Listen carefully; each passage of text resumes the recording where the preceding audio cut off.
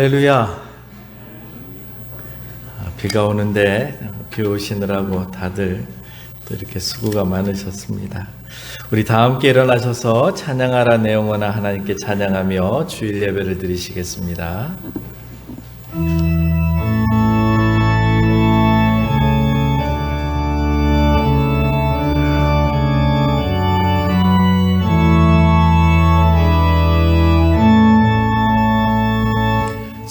찬양하라 내 영혼아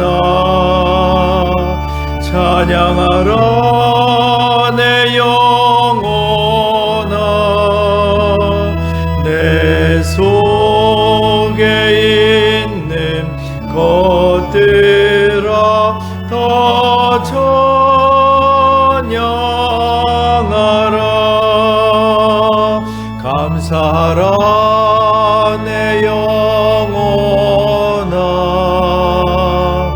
감사하라 내 영혼아 내 속에 있는 것들아 다 감사하라 기뻐하라 내 영혼아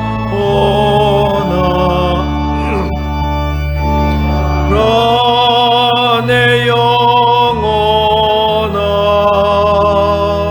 내 속에 있는 것들아 다 기뻐하라. 아멘.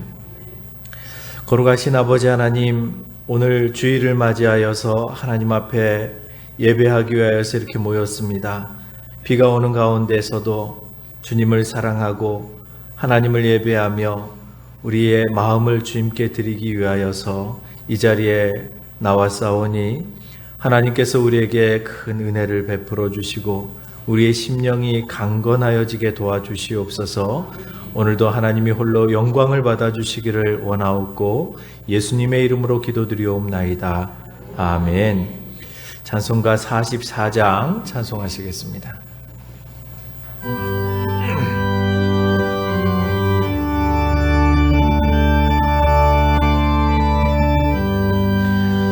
지난 일의 동안에 예수 인도하셨네.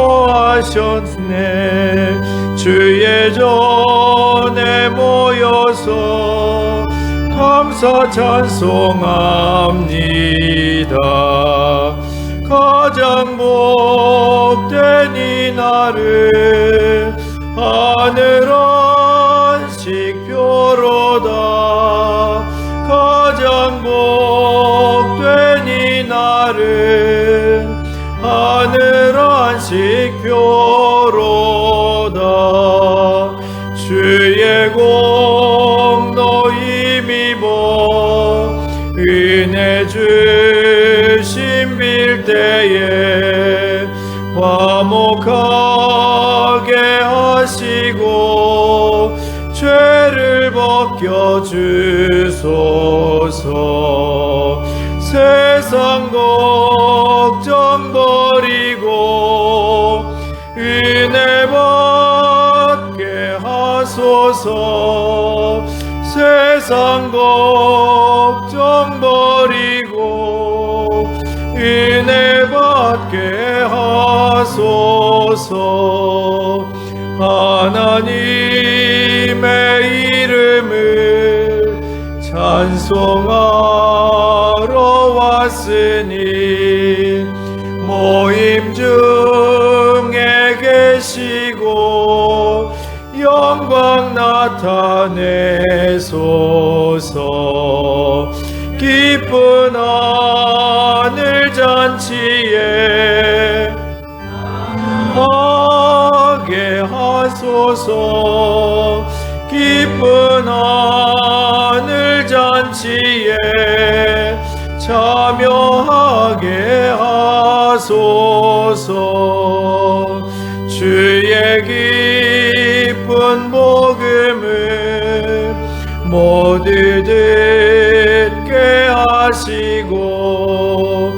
주의 은혜 베풀어 위로하여 주소서. 주님 오실 때까지 이 날 지키리로다. 주님 오실 때까지 이 날 지키리로다.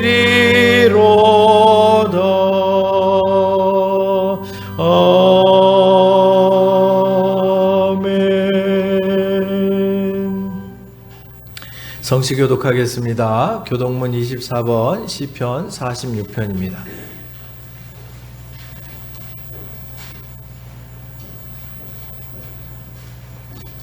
교독문 24번, 시편 46편 교독하겠습니다. 하나님은 우리의 피난처시요 힘이시니 그러므로 땅이 변하든지 산이 흔들려 바다 가운데 빠지든지 바닷물이 솟아나고 뛰놀든지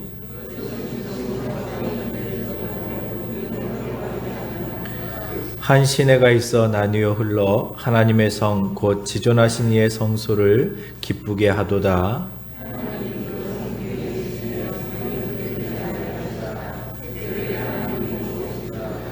그가 땅끝까지 전쟁을 쉬게 하시며 이르시기를 너희는 가만히 있어 내가 하나님 됨을 알지어다.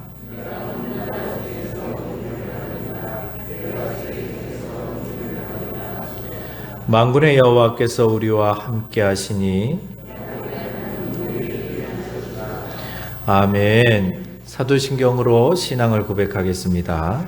전능하사 천지를 만드신 하나님 아버지를 내가 믿사오며 그 외아들 우리 주 예수 그리스도를 믿사오니 이는 성령으로 잉태하사 동정녀 마리아에게 나시고 본디오 빌라도에게 고난을 받으사 십자가에 못 박혀 죽으시고 장사한 지 사흘 만에 죽은 자 가운데서 다시 살아나시며 하늘에 오르사 전능하신 하나님 우편에 앉아 계시다가 저리로서 산 자와 죽은 자를 심판하러 오시리라. 성령을 믿사오며 거룩한 공회와 성도가 서로 교통하는 것과 죄를 사하여 주시는 것과 몸이 다시 사는 것과 영원히 사는 것을 믿사옵나이다. 아멘. 다 함께 앉으셔서 524장 찬양하시겠습니다.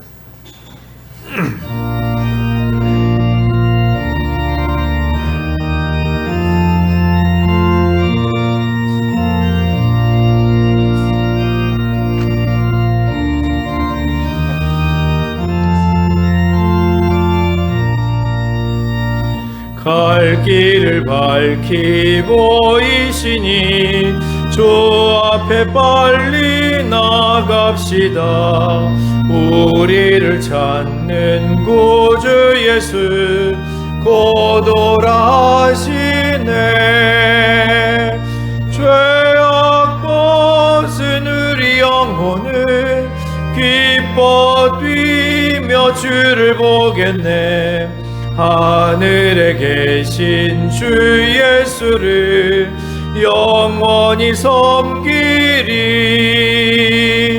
우리를 오라 하시는 말 기쁘게 듣고 순종하세.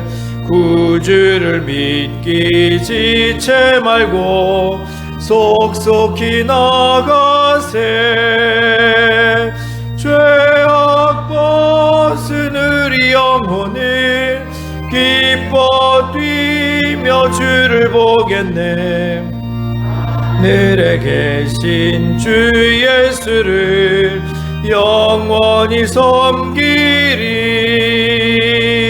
주 오늘 여기 계시오니 다 와서 주의 말씀 듣세.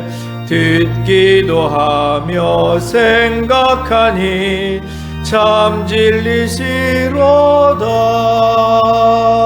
죄악 벗은 우리 영혼을 기뻐 뛰며 주여 주를 보겠네.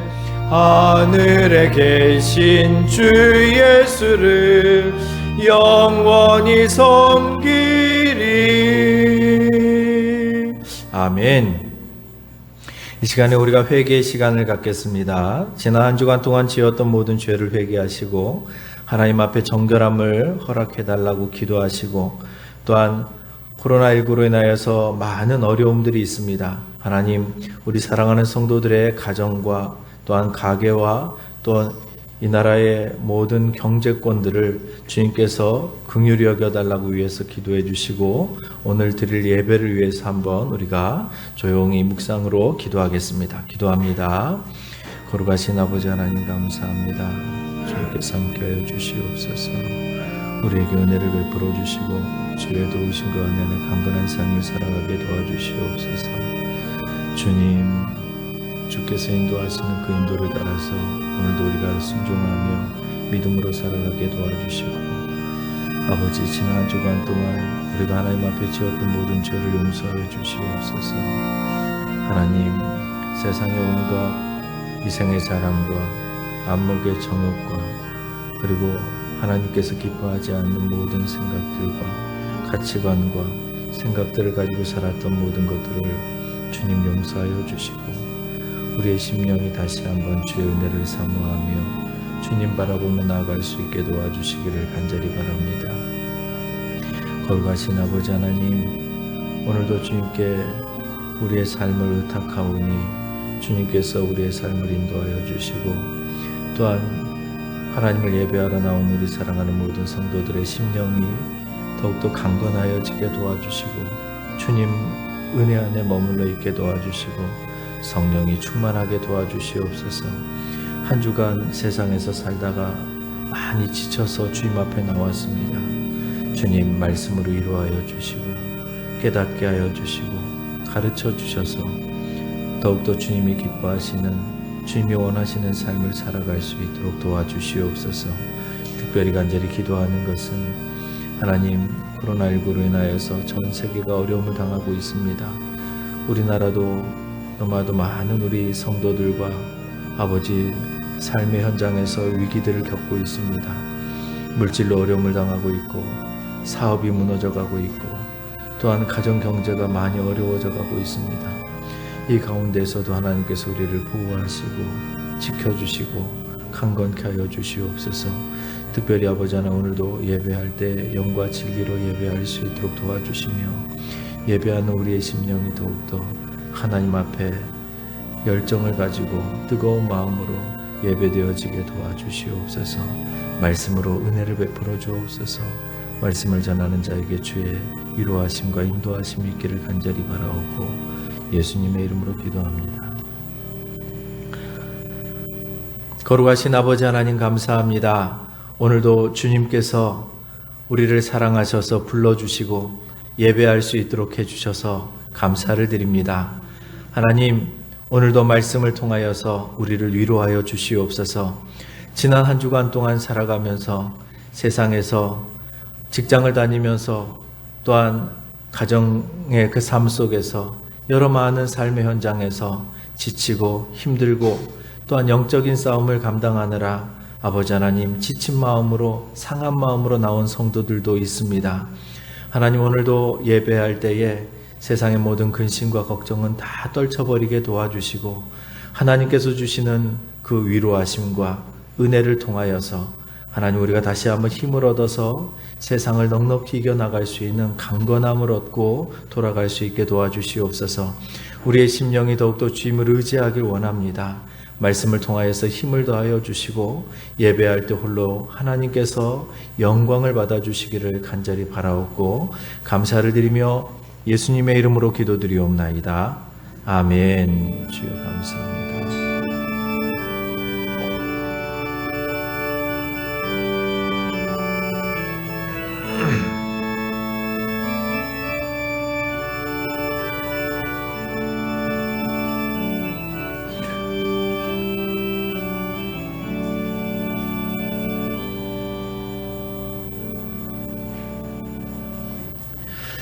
찬송가 401장 찬양하시겠습니다.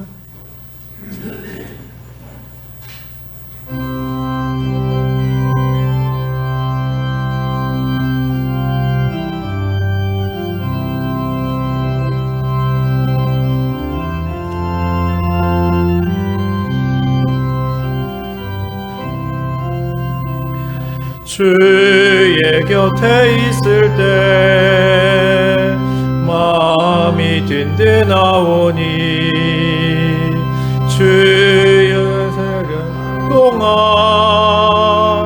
인도하여 주소서. 주여 조여 나를 인도하소서. 빠른 세상 살 동안 주여 인도하소서. 피난처인 예수여 세상 물결 험할 때 크신 은혜 베푸사 나를 숨겨주소서. 주여 조여 나를 인도하소서. 빠른 세상 살 동안 주여 인도하소서. 세상 풍파진 않을 영화로운 나라와 눈물 없는 곳으로 들어가게 하소서. 주여 조여 나를 인도하소서. 빠른 세상 살 동안 주여 인도하소서. 아멘. 하나님의 말씀을 보시겠습니다. 사도행전 13장 1절부터 5절까지입니다. 사도행전 13장 1절부터 5절까지 보시겠습니다.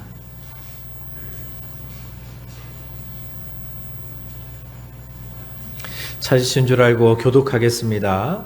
안디옥 교회에 선지자들과 교사들이 있으니 곧 바나바와 니게르라 하는 시므온과 구레네 사람 루기오와 분봉왕 헤롯의 젖동생 마나인과 및 사울이라.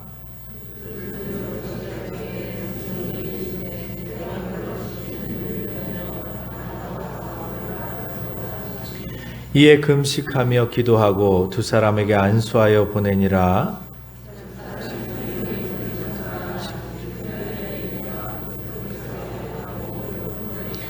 살라미에 이르러 하나님의 말씀을 유대인의 여러 회당에 전할새 요한을 수행원으로 두었더라. 아멘. 할렐루야. 오늘도 말씀의 은혜가 저와 여러분들에게 있기를 간절히 축원합니다. 선교하는 교회라는 제목으로 말씀을 증거하겠습니다. 우리가 계속 지금 교회의 본질이 무엇인가, 교회가 어떤 곳인가, 교회는 무엇을 해야 되는 곳인가에 대하여서 생각을 해보고 있습니다. 코로나19로 인하여서 모든 그런 교회적인 활동들이 많이 제한이 되어져 가고 있습니다. 그러다 보니 다 많은 목회자들과 성도들이 신앙의 가장 본질을 많이 고민하는 시기가 되어진 것 같습니다. 그래서 저희도 지금 교회에 대하여서 계속 생각을 해보고 있습니다.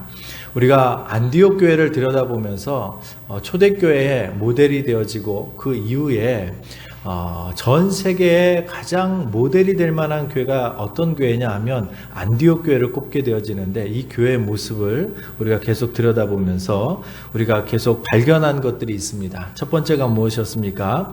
무명의 그리스도인에 의해서 세워졌다라는 거죠. 유명하진 않지만 정말 하나님을 사랑하는 사람들에 의해서 교회는 세워져 갑니다.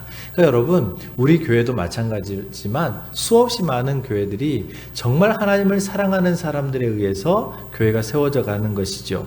뿐만 아니라 그 교회가 당시 문화적 배경을 보면 굉장히 복잡한 지역이었어요. 교회가 세워지기 쉽지 않은 곳이었단 말이죠. 왜냐하면 유대교의 전승을 계속 이어받으면서 새롭게 예수 그리스도를 통하여서 구원론이 이렇게 새롭게 세워진 것이잖아요. 그렇지만 여전히 유대인의 관습들을 구약의 성경을 우리가 계속 지켜가야 되는 거예요. 지금도 우리가 구약 성경을 신약으로 해석해서 우리가 지켜나가고 있잖아요. 자, 그런데 이방인이었던 사람들, 정말 죄짓고 살아가는 사람들이었어요. 그런데 그들이 자신의 모든 생활들을, 습관들을 다 끊어내고 예수 안에서 정말 정결한 삶을 살아가게 되어졌단 말이죠. 그 과정에서 얼마나 많은 어떤 문제들이 있었겠습니까? 그런데 그 교회는 정말 용광로와 같이 그 모든 것들이 다 사랑으로 녹여져 가지고 정말 신실한 교회가 되어졌죠. 고린도 교회는 그 문제가 아주 극명하게 드러났던 교회고요. 그리고 안디옥 교회는 그것이 사랑으로 녹아지니까 정말 아름다운 교회가 되어졌습니다. 게다가 세 번째로 성장하며 복음을 증거하는 교회였죠. 보통 성장하면 우리끼리 이렇게 좋아지는 경우가 많은데 그 교회는 계속 성장하면서 새로운 사람들에게 계속 복음을 전하면서 그렇게 복음을 증거하는 교회였습니다. 그리고 안디옥 교회는 그렇게 살아가면서 주변에 있는 사람들에게도 많은 영향력을 미쳤죠. 그래서 그리스도인이라는 그러한 이름을 받게 되어집니다. 별명을 받게 되어지죠. 저 사람을 보니까 예수를 닮은 사람이야. 저 사람을 보니까 예수님이 보여. 이렇게 그리스도인이라는 별명을 받게 되어졌습니다. 그만큼 사회에 엄청난 영향을 끼치게 된 것이죠. 그리고 이 교회가 성령이 충만한 교회였습니다. 그래서 성령이 충만하다 보니까 하나님이 일하시는 교회였죠. 자, 그렇게 교회가 무엇인가 이 모습을 보면 교회의 모습은 이래야 되는구나 우리가 생각해 볼 수 있게 되어지는 것이죠. 그리고 오늘 안디옥 교회를 통하여서 우리에게 보여지는 또 한 가지의 모습이 보여집니다. 하나님을 기쁘시게 했었던 모습, 이것을 생각해 보려고 하는데 그것이 무엇이었냐면 그 교회는 선교하는 교회였다라는 거예요. 교회가 선교를 하면서 정말 하나님께서 우리에게 말씀하셨던 것처럼, 그리고 또 예수님께서 제자들에게 말씀하셨던 것처럼 땅끝까지 이르러 복음의 증인이 되어지는 그러한 교회가 되어졌던 것이죠. 자, 그런데 그 선교하는 교회가 되어지면서 이 교회가 어떤 모습이 먼저 보이냐면 이 교회는 자발적으로 순종하는 모습이 보여요. 그러니까 여러분, 좋은 교회, 그러니까 교회의 본질이 뭐냐? 교회가 어떤 곳이어야 하는가? 우리가 생각을 해보면 교회는 먼저 자발적이어야 한다라는 거죠. 여러분, 우리가 하나님의 말씀을 듣습니다. 하나님의 말씀을 배웁니다. 그래서 사실은 자발적이기보다는 성경이 그렇게 얘기했기 때문에 우리가 복종하는 경우가 많지요. 그것도 여러분 잘하는 겁니다. 왜냐하면 하나님께서 우리에게 말씀하신 것을 따라간다라는 의미에서 순종이 가장 좋은 일이지만 우리 어떤 그런 죄성을 가지고 있는 우리의 연약함 때문에 안 되면 내 자신을 쳐서 복종을 시켜서라도 말씀을 따라가고 복종하는 것도 좋은 일이란 말이죠. 자, 그런데 안디옥 교회는 순종의 모습이 보여요. 자발적인 순종의 모습이 보인단 말이죠. 그러니까 여러분, 교회가 하나님께서 어떤 사람들을 기뻐하시는가, 하나님께서 교회는 어떤 모습이 되어지길 원하는가, 정말 하나님의 말씀을 알아서, 하나님의 마음을 알아서 나도 하나님처럼 저렇게 살았으면 좋겠다, 저렇게 생각했으면 좋겠다, 그런 마음이 되어져서 자발적으로 그 말씀에 동의가 되어져서 순종하는 것, 이게 저와 여러분들의 삶의 모습이어야 한다라는 것이죠. 사실 여러분, 이 모습이 어떻게 보여지냐면 크게 두 가지가 보여지는데, 하나가 구제였어요. 또 하나가 선교사를 파송하는 것에 있었단 말이죠. 자, 구제를 보면 아가보의 예언과 같이 천하에 큰 흉년이 들었습니다. 정말 천하에 큰 흉년이 들었으면 예루살렘도 어려움을 당하지만 안디옥 지역도 어려움을 당해요. 다 어려움을 당하고 있는 것이죠. 자, 그런데 그럼에도 불구하고 안디옥에서 예루살렘에 구제헌금을 부조를 보낼 마음을 가지고 부조를 보냈다라는 거예요. 자, 그런데 이 일 가운데 안디옥의 성도들은 교회가 이렇게 해야 됩니다, 저렇게 해야 됩니다라고 막 이렇게 강조해서 했던 것이 아니라 자발적으로 순종했다라는 사실이 오늘 한국 교회에 큰 도전을 준단 말이죠. 사실 여러분, 안디옥 교회가 예루살렘 교회가 어려움을 당했다라는 이야기를 딱 듣고 그것을 길게 고민하지 않았습니다. 거의 즉각적으로 반응을 했죠. 자, 이것이 무엇을 의미합니까? 즉각적으로 반응했다라는 것은 그것은 이미 준비되어져 있다라는 거예요. 훈련되어져 있다라는 거죠. 어떤 면에서는 그것이 당연하게 여겨져 있다라는 거예요. 어려운 사람들을 돕고 그리고 주변에 있는 사람들을 돌보는 것이 뭐 특별히 신경을 써야 되는 일이 아니라 당연히 그렇게 해야 된다라고 훈련되어져 있다라는 것이죠. 간혹 가다가 기업체들이 이제 후원을 하는 경우가 있습니다. 성금을 보내는 일들이 있어요.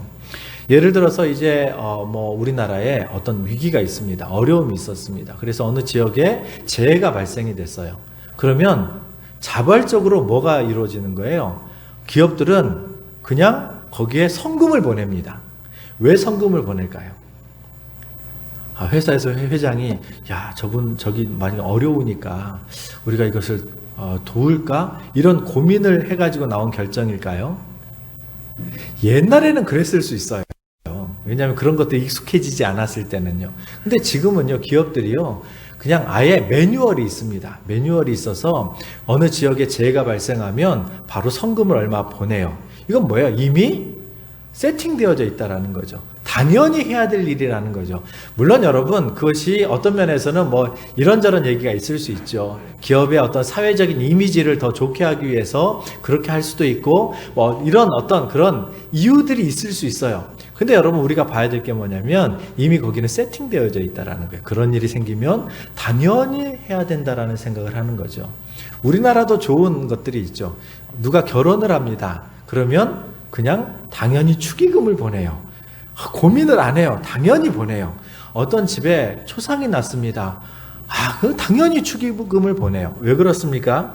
이게 우리 정서 속에 어떤 면에서는 지금은 이제 막 빚세가 아니라 이게 빚을 지는 것이다. 지난주에도 말씀을 드린 것처럼 그런 생각으로 나중에 갚아야 될 것이다 라는 생각을 가지고 있는 것 같긴 하지만, 그래도 여러분 당연히 누군가를, 그 어려운 사람들을 돕고 격려해 줘야 된다라는 생각을 가지고 있잖아요. 이게 사실은 여러분 훈련되어져 있거나 습관적으로 장애이 되어져 있기 때문이거든요. 안디옥 교회는요, 안디옥 교회가 처음부터 그랬을까요? 아니요, 여러분. 안디옥 교회도 여러분 생각해 보십시오. 처음부터 그러지 않았습니다. 여러분, 무명의 그리스도인들이 안디옥이라는 곳에 가가지고 이방인들에게 복음을 전하기 시작했어요. 유대인들이라면 유대인들 성경에, 구약 성경에 이 형제들을 돌보고 가난하고 어려운 사람들을 돌보라는 것이 계속 교육되어져 있기 때문에 유대인들은 그럴 수 있죠. 유대인들은 이미 구약 성경에서부터 그렇게 배워왔기 때문에 습관화되어져 있어요. 그래서 여러분, 유대에 영향을 미치고 있는 뭐 유대교라든지 아니면 미국의 유대인들이 세웠던 어떤 그 기업들은 뭐 어떤 지역에 도네이션을 하고 후원하는 것이 그렇게 어렵지 않아요. 물론 간혹 이제 요즘에는 욕을 먹고 있는 록펠러 같은 사람도요, 그분의 잘했던 모습을 보면 그분도 여러 많은 대학에 얼마나 많은 어떤 후원들을 했는지 몰라요. 근데 왜 그런가 보면 그들이 가지고 있는 그 가치관, 유대인들 속의 가치관이 구제가 굉장히 중요한 주제로 다루어지고 있기 때문에 그래요. 그래서 그들은 그렇게 가르칩니다. 돈 벌어서 뭐 하냐? 다른 사람을 돕기 위해서요. 이렇게 가르친단 말이죠. 근데 여러분, 안디옥 교회는 이방인들이 모여가지고 예수를 믿기 시작해서 교회가 세워졌어요. 물론 거기에 유대인들도 있었겠죠. 근데 여러분, 이방인들은 다른 사람들을 돕는 것이 익숙할까요? 아니요, 여러분. 내가 힘들면 내가 도움을 받아야지. 또 자존심이 있으니까 또 도움을 못 받더라도 그래도 내가 남을 도울 수 있는 그런 생각들은 못하지요. 그런데 안디옥 교회가 얼마나 좋은 교회가 되어졌냐면, 여러분, 유대인들이 또 가서 또 좋은 지도자들에 의해서 하나님의 말씀이 가르쳐졌습니다. 힘들고 어려울 때 우리가 이웃을 돌아봐야 합니다. 그런데 이 말씀이 정말 제대로 교육이 되어졌던 것 같아요. 그러니 여러분, 예루살렘 교회가 어려움을 당하니까 자기들도 힘들어요. 우리도 힘들어요. 근데 그들을 돕는 거예요. 그러니까 여러분, 이것이 자발적으로 순종되어지는 것이죠. 그것만 있는 것이 아닙니다. 여러분, 안디옥 교회는 선교사를 보내는 데 있어서도 자발적으로 해요. 사실 여러분, 선교사를 보낼 때 이제 하나님께서 성령을 통하여서 이제 바나바와 바울을 선교사로 파송하라고 그래요. 그럼 여러분, 안디옥 교회가 욕심을 부렸다면 생각해 보세요. 바나바, 바울 정말 탁월하셨던 분들이세요. 그들이 이 두 사람이 1년 동안 성경 공부를 시켜가지고 그 교회가 부흥을 했거든요. 어마어마하게 부흥을 했어요. 그러면 그런 분들이 계속 우리 교회를 이끌어 주기를 원하지 않겠습니까? 근데 성령께서 이들의 사역은 선교다라고 이렇게 말씀을 하세요. 그리고 선교사로 파송을 하라고 합니다. 그랬더니 그들이 오늘 말씀에 나오는 것처럼 금식하면서 그 두 사람을 따로 선교사로 세워서 그들을 주님 앞에 사역자로 내보낸단 말이죠.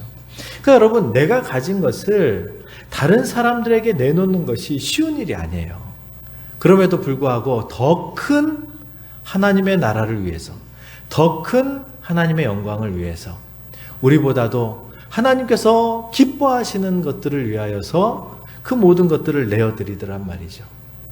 그렇습니다, 여러분. 안디옥 교회에 있어서 가장 좋은 모습 중에 하나가 무엇이냐면, 앞에서도 참 많은 이야기를 했잖아요. 그런데 참 좋은 모습, 야, 교회가 이래야 되는 거구나. 무엇입니까? 자발적인 순종이란 말이죠. 누가 시켜서, 물론 여러분 배워야 되지만, 이것이 옳다라고 배워야 되는 것이지만, 그것이 이미 내 마음속에 무엇이 되어진 거예요? 나도 그렇게 생각한다라는 거예요. 하나님께서 그렇게 말씀을 하셨는데, 우리가 성경을 배우다 보면 어떤 것들은 성경이 이렇게 얘기하지만, 그런데 입으로는 대놓고 얘기하기는 어렵지만, 그런데 나는 못할 것 같아. 나는 이거 동의가 안 돼. 아직 그런 상태의 어떤 그런 주제들이 있잖아요. 그거 왜 그렇습니까? 아직 그것이 내가 가지고 있는 가치관과 충돌하고 있기 때문이죠. 여러분, 안디옥 교회의 초대 성도들이었던 이 이방인들은요, 그들이 가지고 있었던 세상적인 가치관과 이런 것들이 충돌이 되어졌을 거예요. 그래도 교회가 이렇게 합시다 해가지고 복종하면 그것은 옳은 일이죠. 그런데 안디옥 교회는 그 수준이 아니라 자발적인 순종을 했다라는 거예요. 무슨 말입니까? 나도 그렇게 생각해. 하나님께서 이렇게 말씀하셨는데, 그래, 이 말씀이 맞아. 사람은 이렇게 살아야지. 이웃을 돌보면서 살아야지. 내가 힘들어도 콩 한 쪽이라도 나눠서 먹어야지. 하나님께서 말씀을 하셨기 때문이기도 하지만 나도 그것이 동의가 돼. 무슨 말입니까? 내가 하나님의 말씀이 아멘이 되어졌다라는 거죠. 나도 그렇게 생각한다라는 거예요. 여러분, 이것이 수준 높은 신앙이죠. 우리가 신앙생활을 해나가면서 우리가 목표로 해나가고 있는 신앙의 수준이 이런 거죠. 정말 성경의 말씀이 나도 그렇게 생각이 되어지는, 그래서 그 성경이 믿어지고 그것이 동의가 되어지고 그래서 그렇게 사라지게 되어지는 것, 이게 여러분 정말 좋은 성도들의 모습이고 이게 좋은 교회의 모습인 것입니다. 자, 뿐만 아니라 안디옥 교회가 이제 선교하는 교회가 되어졌어요. 참 안디옥 교회는 참 좋은 교회였다라고 생각이 들어지는 게, 여러분, 예루살렘 교회가 하지 못했던 것이 있습니다. 예루살렘 교회는 예수님께서 하셨던 말씀이 예루살렘과 온 유대와 사마리아와 땅끝까지 이르러 내 복음의 증인이 되라고 말씀을 하셨는데, 예루살렘 교회는 처음에 어디만 사역을 했냐면 이제 유대 지역을 중심으로 사역을 했어요. 예루살렘과 유대까지, 자기 동족들까지는 사역을 했단 말이죠. 자, 그런데 너무 우리 안에 있는 그런 같은 동족들에게만 복음을 전하면 땅끝까지 이방인들에게는 누가 복음을 전해요? 그래서 너무 안에서 복음을 전하면서 살아가던 사람들에게 하나님께서 그들에게 이제 고난을 주십니다. 그래서 이 고난이 찾아오죠. 어떤 고난이 오냐면, 이 자유민들이 거주했었던 그 회당, 리버디노 회당이라고 얘기하고 있는데요. 그 회당에 사울이라는 청년이 가서 스데반을 이제 잡아가려고 하다가 스데반이 순교를 하게 되어집니다. 그때 그 위기를 통해서 그것으로 인하여서 이제 한쪽이 복음이 어떻게 전파가 되어지냐면 첫 번째로는 이제 빌립과 같은 사람들이 어디로 갑니까? 사마리아 지역에 가서 복음을 전파하기 시작해요. 사마리아인 유대인들은요, 사마리아 사람들을 지옥의 땔감으로 여겨요. 이방인들하고 똑같이 여깁니다. 그래서 그들하고는 상종을 안 하거든요. 사마리아 사람들도 여러분 유대인들을 아주 가짜않게 봐요. 사실 여러분 그렇게 굉장히 적대했었던 그 지역에 빌립이 와서 복음을 전하기 시작해요. 사마리아 성에 큰 기쁨이 넘쳤다라는 이런 표현들이 등장을 해요. 그렇게 복음이 전파되어지죠. 그리고 땅끝은요, 그렇게 고난을 당했던 사람들이 그 중에 무명의 그리스도인이 어디까지 온 거예요? 안디옥까지 와서 복음을 증거하는 거잖아요. 그리고 그곳에서 드디어 이방인들에게 복음을 증거하기 시작한 거예요. 그렇게 해서 이방인들에게 복음이 증거되어지기 시작했는데, 이 복음이 증거되어졌던 그 안디옥 교회가 그 사명을 계속 이어받아가지고 이 두 사람을 선교사로 파송하면서 진짜 땅끝까지 본격적인 선교를 시작한단 말이죠. 그렇습니다, 여러분. 안디옥 교회가 정말 우리 교회들의 모델이 되어지고 교회가 해야 될 아주 중요한 사역의 모델이 되어지는 이유가 뭐냐면 그 교회 자체가 선교 지향적인 교회였다라는 거예요. 선교하는 교회였다라는 거예요. 사실 요즘에는 선교 지향적이라든지 선교하는이라는 이런 표현보다는 선교적 교회라는 표현이 이제 최근에 이렇게 정리가 되어져서 학계에서 사용이 되어지고 있는데요. 이 선교적 교회라는 표현이 어떤 말입니까? 선교적 교회라는 것은 교회 목적 자체가 선교에 있다라는 거예요. 그래서 모든 것이 선교의 포인트가 맞추어져 있어요. 사실 정확히 얘기하면 딱 두 가지의 방향성을 가지고 있죠. 모이면 하나님께 예배하고 흩어지면 전도하고. 물론 우리는 이제 우리가 사역을 위해서 모이면 기도하고 흩어지면 전도한다 이렇게 표현을 하잖아요. 그런데 성경에 가장 중요한, 우리가 기도를 강조하기 위해서 그렇게 표현하지만 사실 우리의 교회 목적은 모이면 예배하는 거예요. 하나님을 예배하고 흩어지면 복음을 전파하는 거란 말이죠. 그런데 예루살렘 교회 같은 경우는 모이면 예배하고 흩어지면 전도를 했어요. 그런데 그 전도를 누구에게만 했냐면 그냥 가까운 이웃들에게만 전도를 했단 말이죠. 그러다 보니 땅끝까지 전파가 되어지지 않았는데, 여러분 이제 이 안디옥 교회가 그렇게 모이면 예배하고 흩어지면 전도하기 시작을 합니다. 그래서 모든 교회의 존재 목적을 예배와 전도, 선교에 포인트를 두고 있는 것이죠. 사실 여러분, 그런데 한국 교회는 그동안에 사실 교회의 존재 목적을 예배에 많이 두었어요. 그래서 예배에 두었기 때문에 예배하는 것은 굉장히 잘했습니다. 최근에 우리가 몇 달 동안 예배를 온전하게 드리지 못하고 이제 6월 들어서 5월 말부터 6월 들어서 이제 각 교회들이 이제 주일날 낮 예배 한 번, 여러 예배 1부, 2부, 3부, 4부를 드려도 한 번 예배를 이렇게 딱 드리는 것으로 지금 이제 예배가 다시 회복이 되어져 가고 있지만, 여러분 우리 한국 교회는 정말 예배하는 것에 목숨 걸었던 교회거든요. 우리나라처럼, 우리 민족처럼 하나님을 예배하기를 좋아하는 민족이 없어요. 여러분 어느 나라가, 어느 외국에 있는 나라들이 여러분 평일날도 모여서 예배를 합니까? 없어요. 사실 외국에서 우리나라에 어떤 복음이 들어왔을 때 주로 주일날 예배하는 것, 물론 초기에는 여러 차례 예배 드리는 것이 어려우니까 주일날 예배 한번 드리는 것이 이제 목적이었겠지만, 지금도 외국에서는요 주일날 한번 예배 드리고 그걸로 하나님을 예배하고 하나님을 섬기는 것, 신앙생활하는 것을 스스로 생각하는 데가 굉장히 많습니다. 근데 한국인이 들어가면요, 한국 선교사님들이 들어가면 어떻게 해요? 주일날 낮 예배만 드리지 않습니다. 저녁 예배도 만들어내고요. 그래서 기본적으로 예배를 2번 드려요. 그리고 이제 본인들이 하나님께 기도하기 시작하면서 성도들을 새벽 예배로 이제 불러 모으기 시작하죠. 그래서 새벽에 매일매일 하나님 앞에 예배를 드려요. 마치 유대인들이 상번제를 드리는 것처럼 매일매일 예배를 드려요. 뿐만 아니라 수요일날, 전에는 성경 공부로 수요일날 모였습니다. 그런데 이 성경 공부가 또 예배가 되어져서 하나님 앞에 예배를 드리고요. 금요일 날은 철야 기도를 하기 위해서 기도하기에 모였었는데 이게 또 지금은 예배가 되어져서 예배 형식을 갖게 되어진단 말이죠. 그러면 여러분 일주일에 예배가 한 10번에서 11번 정도가 되어져요. 일주일에 한 번만 끝내는 것이 아니라 매일 하루에 한 번씩 예배를 드리는 게 아니라 일주일에 10번에서 11번씩 예배를 드린다니까요. 그렇게 예배를 많이 드리는 민족이 우리 민족이에요. 여러분, 정말 하나님께서 기뻐하시는 민족이 되어질 수밖에 없는 거예요. 왜요? 하나님을 찬양하고 정말 매일매일 모여서 하나님을 높이고 그리고 그곳에서 하나님께 기도하고 하나님의 인도를 받고 나가려고 하니까 하나님께서 얼마나 기뻐하시겠습니까? 물론 이것이 중심의 진실함의 예배를 전제하는 것이죠.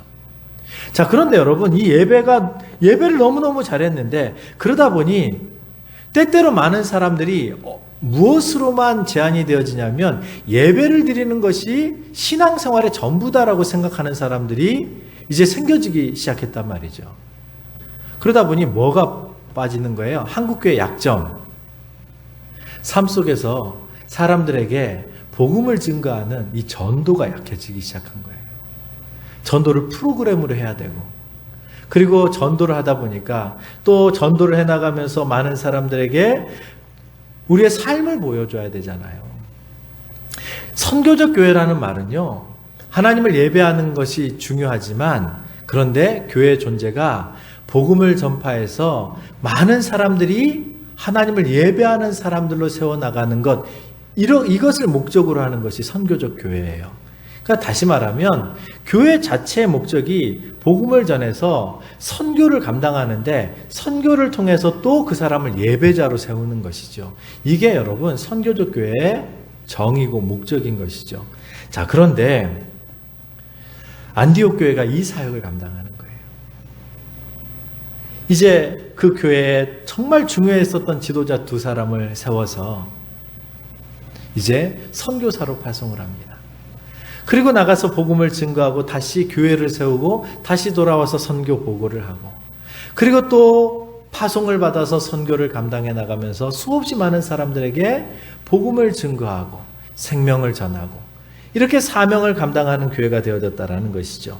그래서 여러분 많은 사람들에게 생명 살려나가고 복음을 전파해 나가는 이 선교 지향적인 교회가 되어졌던 것이 안디옥 교회였어요.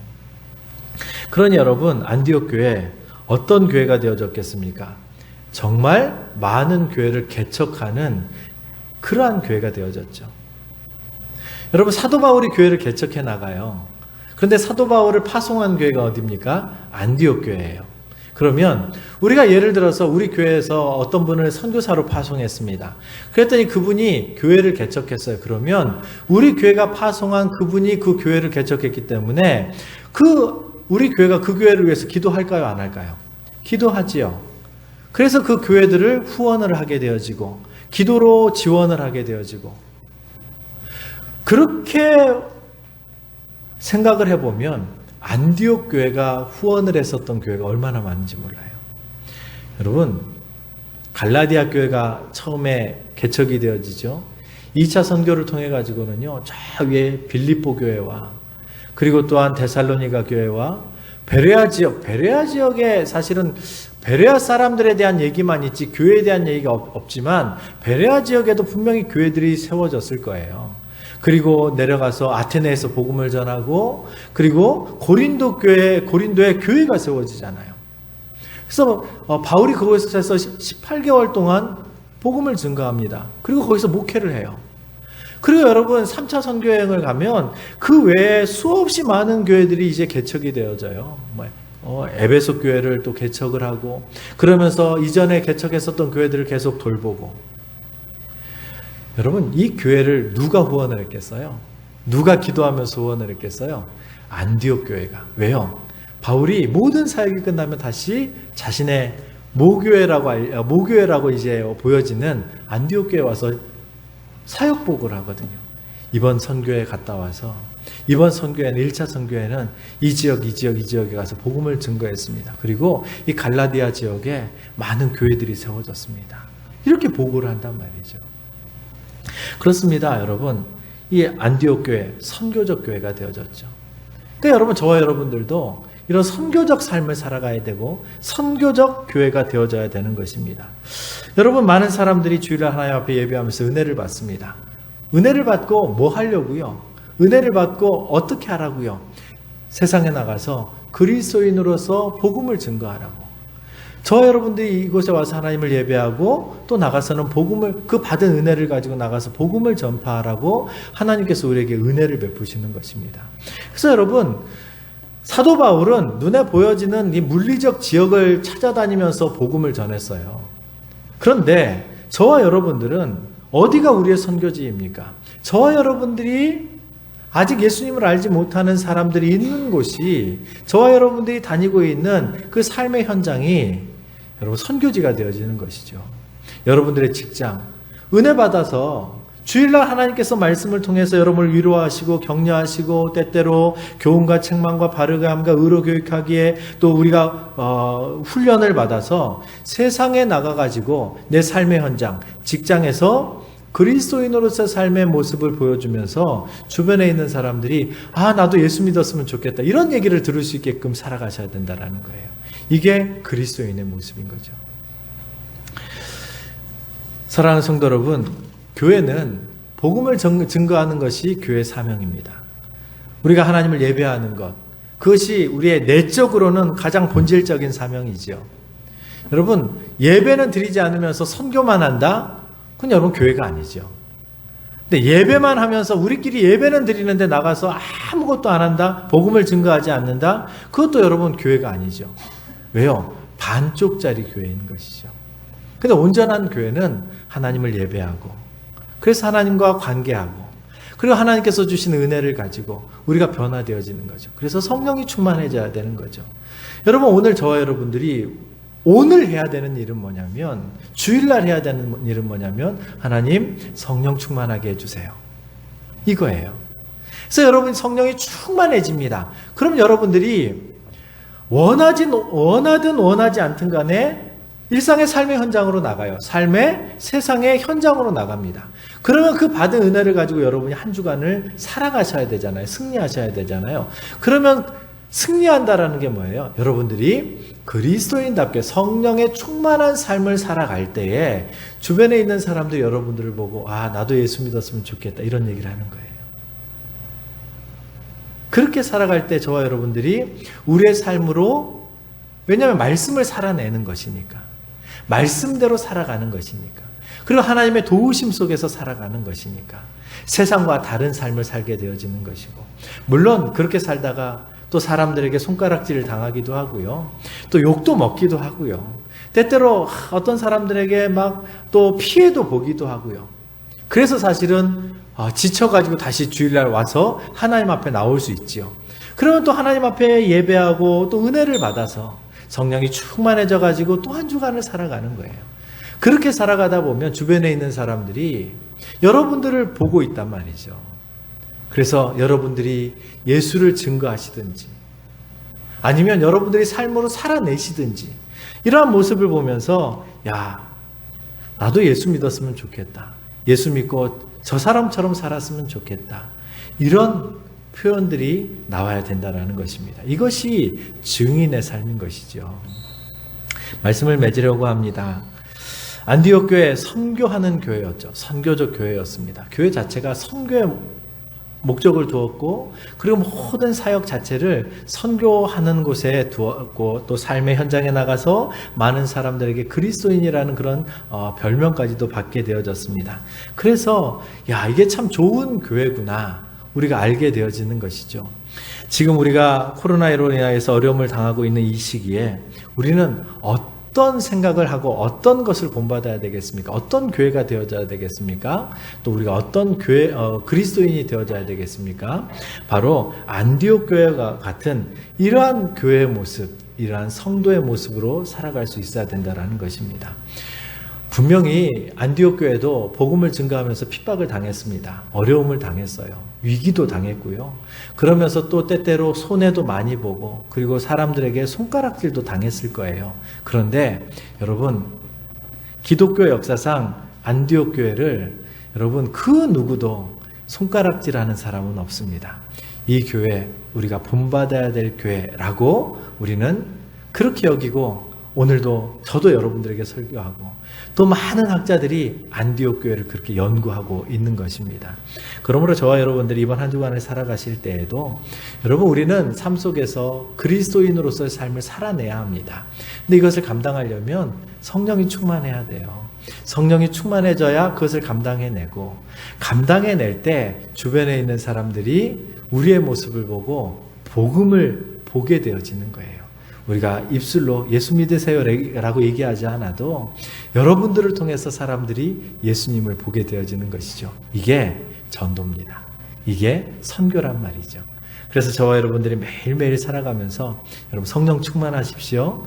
은혜를 갈망하시고, 하나님 내게 은혜를 주셔서 내가 일상의 삶 속에서 많은 사람들에게 예수를 증거하고 증언하며 살게 도와주십시오. 기도해 나갈 수 있는 저와 여러분 되어지기를 간절히 축원합니다. 기도하겠습니다. 거룩하신 아버지 하나님, 감사합니다. 안디옥 교회 정말 우리가 본받아야 될 교회고, 우리도 이런 교회가 되어졌으면 좋겠습니다. 하나님, 무명의 그리스도인에 의하여서 정말 주님을 사랑하는 사람들에 의해서 이렇게 시작되어졌던 교회가 나중에 주변에 있는 어려운 사람들을 돌보는 정말 너그러운 마음과 큰 마음과 자발적인 순종을 통하여서 다른 사람을 돌아볼 수 있는 교회가 되어졌고, 성령이 충만해지니까 또한 선교를 감당해 나가는 정말 신실한 교회가 되어졌습니다. 오늘날의 한국교회가, 오늘날의 우리 교회가, 아니 오늘날 우리가 믿음 생활을 감당하는 우리가 어떤 모습의 삶을 살아야 되겠습니까? 진정한 안디옥 교회 성도들처럼, 안디옥 교회처럼 이러한 삶을 살아낼 수 있는 우리 모두가 되어지게 도와주시옵소서. 감사를 드리며 예수님의 이름으로 기도드리옵나이다. 아멘. 찬송가 499장 찬양하시면서 하나님께 예물 드리겠습니다.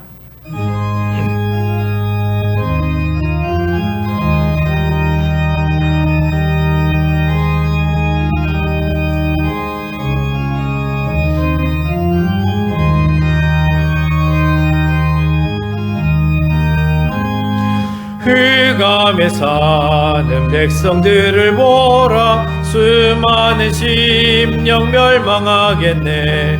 그 누가 갈까? 주의 복음 들고 생명을 구원하는 곳으로.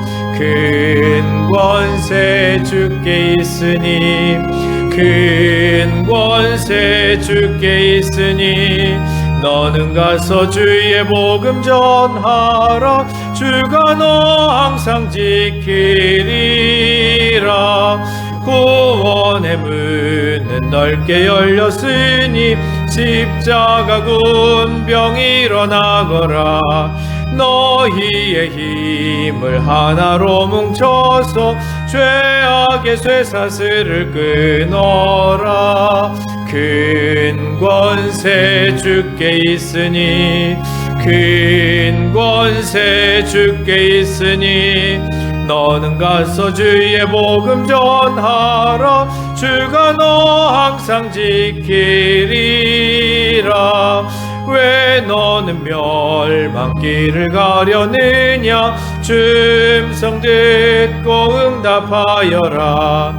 널 구원하려 예수 죽었으니 참된 복음 전하라. 큰 권세 주께 있으니, 큰 권세 주께 있으니, 너는 가서 주의 복음 전하라. 주가 너 항상 지키리라. 온 천하 만민 승리의 그날에 영광과 찬송 주께 드리네. 속죄함 입어 구원받았으니, 큰 권세 주께 있으니, 큰 권세 주께 있으니, 너는 가서 주의 복음 전하라. 주가 너 항상 지키리라. 아멘. 헌금을 위해서 기도하겠습니다. 김선혜 권사님, 범사에 감사합니다. 조정숙 권사님, 하나님의 은혜에 감사합니다. 이해란 집사님, 감사함을 드렸습니다. 천수님 집사님, 하나님의 은혜에 감사합니다. 홍종희 집사님, 범사에 감사합니다. 유재택 목사님, 하나님 은혜에 감사합니다. 김순영 권사님, 한 주간도 함께하신 하나님 아버지 은혜에 감사합니다. 조동환 형제님, 저와 함께 동행하여 주시는 주님 감사합니다. 아멘. 그 외에 11조와 구제헌금, 비전헌금, 선교헌금, 주일헌금 드렸습니다. 기도하겠습니다. 거룩하신 아버지 하나님 감사합니다. 매 순간순간마다 하나님께서 우리와 동행하여 주셔서 우리가 삶에서 또한 열심히 또한 일하게 하시고 또한 그 모든 수고들과 그 삶의 결과를 가지고 주님 앞에 감사를 드리며 또한 소망을 가지고 감사를 드리며 또한 10의 1조와 또한 구제헌금과 선교헌금과 비전헌금과 또한 여러 많은 주님 앞에 헌금들을 드렸사오니 우리 사랑하는 모든 성도들의 삶에 물질로 어려움 당하지 않도록 늘 보호하여 주시고 지켜주시며 생활 속에서 하나님께서 날마다 복의 복을 더하여 주셔서 하나님 우리 성도들 물질에도 큰 축복을 받아 누리게 도와 주시옵소서. 오늘도 주님께서 친히 함께하여 주시기를 간절히 바라옵고 예수님의 이름으로 기도드리옵나이다. 아멘. 주님 감사합니다. 주님께서 함께해 주시고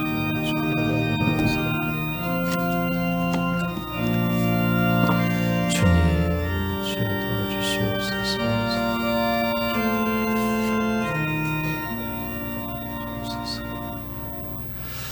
네, 교회 소식은 주보를 참조해 주시기 바랍니다. 오늘 오신 새 가족이나 또 이렇게 오랜만에 오신 분 박수로 환영하고 축복하겠습니다. 자, 오늘 오후 예배도 이제 코로나19로 인하여서 또 총회의 권고에 따라서 가정 예배로 계속 대체하고 있습니다.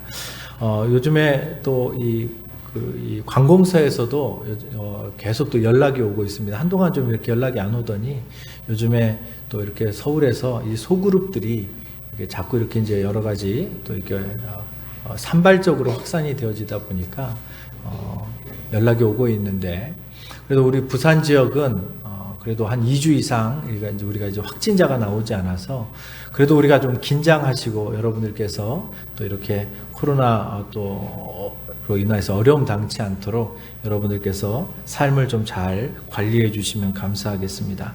정부 방역 지침에 따라서 우리가 또 계속 이제 지침을 지키고 있습니다. 그래서 여러분들이 들어오실 때에 뭐 이제 이름을 이렇게 적거나 이런 것들 우리 전사님께서 지금 다 또 대신해 주시기도 하시는 분들도 계시겠지만 여러분들께서 계속 작성을 좀 해주시고 그리고 또 교회에서 계속 방역을 하고 있습니다. 여러분들께서 기억해 주시면 감사하겠습니다. 오늘 정교인 총출석 주일이었습니다. 생각보다 많이 나오진 않으셨지만 그래도 또 오랜만에 또 다시 이제 예배에 참석하신 분들도 계시고 그래서 부산 지역에 확진자들이 또 이렇게 막 발생을 해가지고 또 여러 가지 어려움이 생겨지지 않는 이상 우리가 이제 계속 이렇게 예배할 수 있도록 하겠습니다. 자, 그리고 지금 현재 신방 중에 있습니다. 여러분들께서 지금 신방 중에 있어서 뭐 면대면으로 또 이렇게 신방하기 어려우신 분들은 또 전화로 또 신방을 하기도 하지만 면대면으로 신방이 가능하신 분들은 또 전사님과 이렇게 또 이렇게 연락을 하셔서 우리가 또 연락을 드릴 테니까 또 신방을 받으시면 좋겠습니다. 그리고 회복을 위한 저녁 금식 기도회를 우리가 이번 주부터 2주 동안 월요일부터 금요일 이렇게 해서 5일씩 2번에 걸쳐서 진행을 합니다. 방법은 작정기도 우리가 저녁 때 8시 30분에 우리가 매달 우리가 저녁 기도회를 하면서 하나님께 기도하는 것처럼 그렇게 기도를 계속해 나가고요. 이번에는 좀 평상시와 좀 다르게 금식 기도를 하려고 합니다. 그래서 뭐 매일 여러분 금식하시는 분들도 계실 수 있으시겠지만 하루에 일주일에 한 번씩 해서 2번에 걸쳐서 여러분 금식하시면서 큰 기도 제목은 교회의 온전한 사역 회복, 예배뿐만 아니라 다른 사역들도 회복할 수 있도록 이를 위해서는 코로나가 이제 또 빨리 이제 사라져야 됩니다. 위에서 기도해 주시고 전염병 퇴치를 위해서 많이 기도해 주시면 감사하겠습니다. 그리고 매일매일 그때그때의 기도 제목들은 제가 그날 아침 오전 중에 매일매일 여러분들에게 기도 제목을 보내드릴 수 있도록 하겠습니다. 그렇습니다. 우리가 지금은 기도할 때입니다. 만나서 이렇게 어떤 사역들을 하기가 쉽지 않은 때이기 때문에, 그래서 저와 여러분들이 또 각기 있는 처소에서 아니면 또 교회 오셔서 함께 기도해 주시고, 그리고 우리가 모이면 기도하고 흩어지면 전도한다고 그랬는데, 지금은 여러분 모여도 기도하고 흩어져도 여러분들이 계속 기도해 줄 수 있는 저와 여러분들이 되어지기를 소망합니다. 축도로 예배를 마치겠습니다.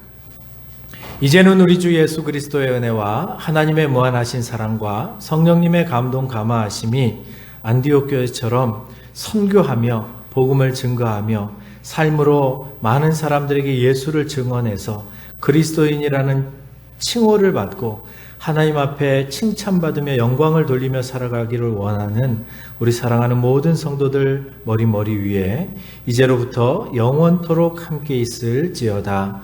아멘.